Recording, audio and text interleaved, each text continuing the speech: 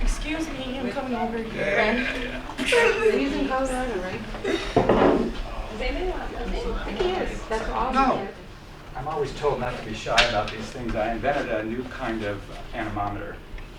And I got 2 US patents on it about 6 years ago. Well, okay, this is great. It's going to give me both wind speed and wind direction. And so, if it's possible, when you set this up,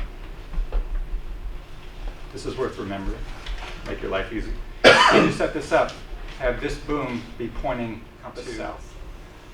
And when you do that, then you won't have to have any correction in software for what values you get in your data logger for wind direction.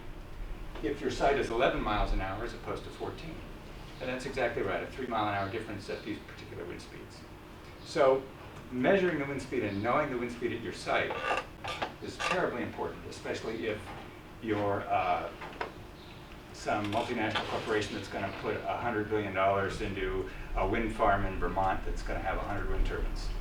So they want to know, is it 11 or is it 14? Because if it's 14, I'm going to get twice as much back in power and dollars. So that's why we bother to measure wind speed. You guys can come outside if you want. It's more fun up here.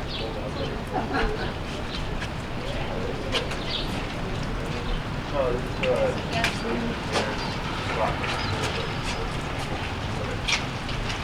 want to get under? There's a marine joke somewhere in here. We're amphibious. Should have brought my umbrella.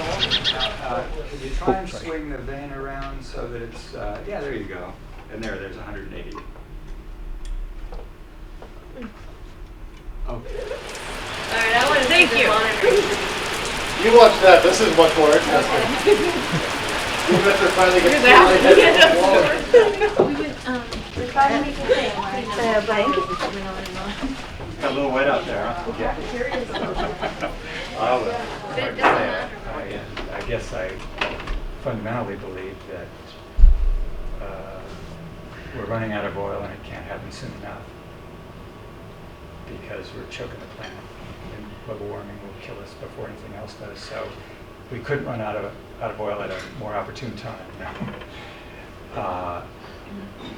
And so then we have some choices to make about, well, for instance, we got this fracking thing, right?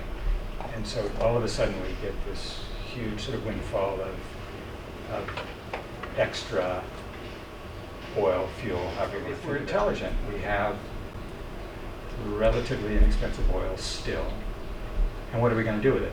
Are we going to drive our SUVs, or are we going to use that to build the things that will power us in the next century, like PV and wind? Anything else? Bill, thank you so much for coming and doing this. This is we'll look forward to getting it all set up and actually seeing how it works. Awesome.